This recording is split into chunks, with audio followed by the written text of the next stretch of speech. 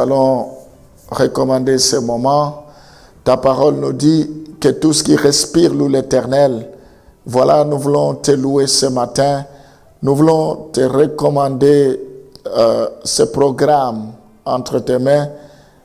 La lettre tue, mais l'esprit vivifie. Nous voulons que tu puisses nous parler, que tu puisses nous enseigner. La Bible dit, toute écriture est inspirée de Dieu, utile pour corriger, pour convaincre, pour instruire. Nous voulons, Seigneur, que tu écartes sur notre chemin toute bête féroce, que tu nous conduis vers le vert pâturage, vers les eaux paisibles, que tu restaures nos âmes, Seigneur, ce matin. Je prie pour que tu nous donnes des orientations, que tu nous communiques un rhéma, que tu nous communiques ta parole, Seigneur. Nous voulons faire toutes choses conformément à ta parole, que nous puissions diminuer, que toi tu croisses, que la gloire te revienne en toutes choses. Sois béni à jamais. Au nom de Jésus, nous t'avons ainsi prié. Amen. Nous allons continuer avec notre thème, toujours sur la croissance spirituelle. Nous parlons de l'origine de la croissance spirituelle. Ce qui est à la base. Nous ne cessons de dire que c'est Dieu qui veut notre croissance. 1 Thessaloniciens chapitre 5, le verset 23. Et 1 Thessaloniciens chapitre 5, le verset 23. Que le Dieu de paix vous sanctifie. C'est lui qui nous sanctifie.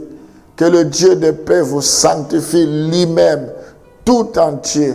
Et que tout votre être, l'esprit, l'âme et le corps soient conservés irréprochables lors de l'avènement de notre Seigneur Jésus-Christ. C'est lui qui nous préserve. C'est lui qui fait le travail de fond. C'est lui qui nous baptise du feu et du Saint-Esprit. C'est lui qui sanctifie tout notre être, esprit, âme et corps. C'est lui qui nous prépare pour l'enlèvement, pour son retour. La Bible dit son église doit être sans reproche, ni rire, ni quelque chose de semblable. Une église prête, glorieuse pour l'enlèvement. Gloire au Seigneur. Nous devons laisser la place au Seigneur de nous transformer, de nous briser, de nous façonner. Nous ne devons pas lui résister.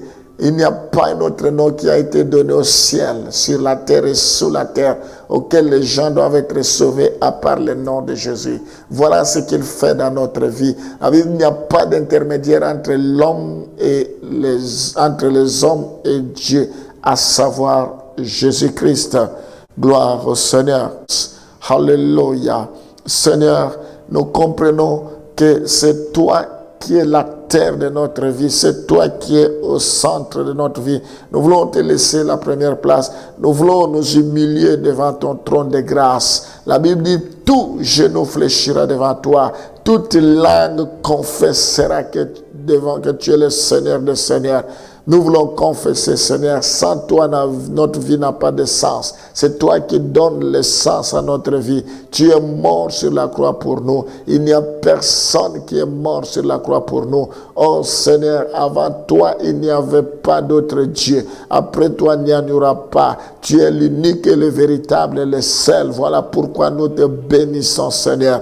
Oh, merci parce que tu as accepté la mort de la croix, la mort d'ignominie, toi qui n'as pas commis le péché. Oh, tu te fais pécheur. Seigneur, merci pour tout ce que tu as fait sur la croix. Merci, Seigneur, parce que tu nous amènes vers la perfection. Merci parce que tu te sacrifies jour et âme pour nous. Oh, Seigneur, merci pour tout ce que tu as accompli sur la croix pour nous. Sois béni. Bénis tes enfants, Seigneur, nous sommes errés. Je prie pour que tu puisses prendre la première place dans la vie de chacun de tes enfants, que tu croisses. C'est quand tu seras élevé que tu attireras nos regards vers toi. Reçois la gloire, toi qui es le consommateur de notre foi. Pourvois aux besoins de tes enfants. Au nom de Jésus, nous t'avons ainsi prié. Amen.